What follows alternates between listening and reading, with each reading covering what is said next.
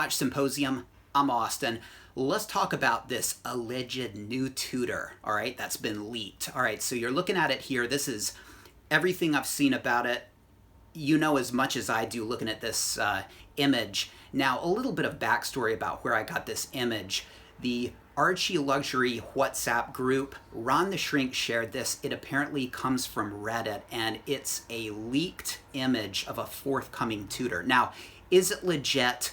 I have no idea, but let's just pretend it is and talk about it. Let's talk about some of the elements. All right, so looking at it, what jumped out was, first of all, that it's a Tudor day date. And, you know, it looks like there are quite a few retro elements to it.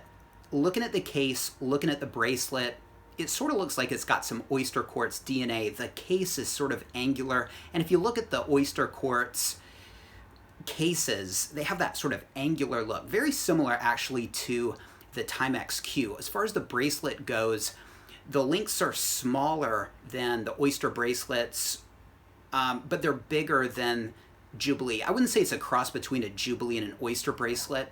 Size-wise, the links are, I think. But, you know, again, it reminds me of the oyster quartz because, you know, looking at it from this way, it's got sort of 5 sections. And again, check out a oyster quartz and see if you see some elements that are kind of coming back. As far as the bezel goes, it looks to be an engine turn bezel of sorts, quite a bit different than the date just engine turning. It looks sort of like, you know, you've got the engine turn smooth, engine turn smooth. It's not quite as pleasing to me as the traditional engine turning.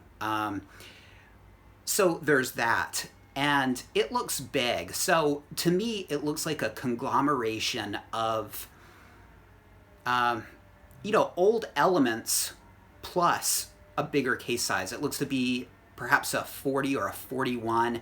And, you know, it's a lot of just old elements in a bigger case size.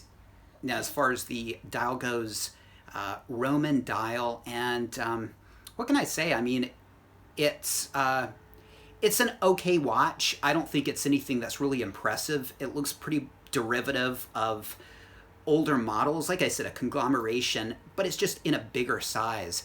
I think one element that I thought was kind of interesting is the date at the 9 is pushed in a little bit, and that makes room for the Roman numerals. And, you know, it's a pretty standard looking watch. Will it sell well? Well, maybe, but I don't think this is going to be one of those models that sell out. What is it going to go for? It'll probably go for 5,000 USD. That's my guess. And, you know, as far as the internals, it'll probably have the in-house movement, I guess, a 40, 50, I don't know, 70-hour power reserve. As far as the hairspring, probably just like a Nivrox-esque hairspring. I don't think it's going to have anything special in that regard because I don't think they really want to undercut the best part of their flagship day dates, and that's the Rolex day dates. And, you know, those day dates have really the best thing that Rolex is producing, which are the movements with all the latest materials, and a big part of that is the hairspring. So I think it's going to be sort of a, you know, an average hairspring, slightly resistant to magnetization, and yeah, it'll probably be, you know, power reserve wise, I'm not sure. I'm just kind of guessing.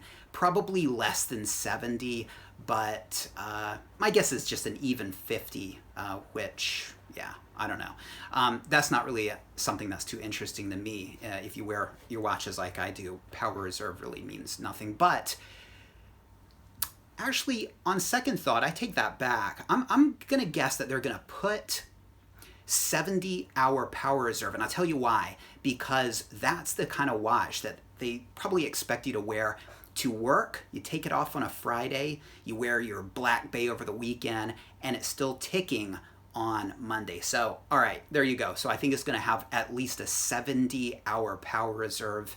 And there you go. Let me know what you think about it. You know, it's always interesting to see new things. It doesn't really impress me too much. I think it's a little big looking. I'm not a fan of Datejust-esque watches that are over 36 millimeters. I think 36 millimeters is the way to go. But let me know what you think about it. Are you interested? And take care. Thanks for watching. I'll see you next time.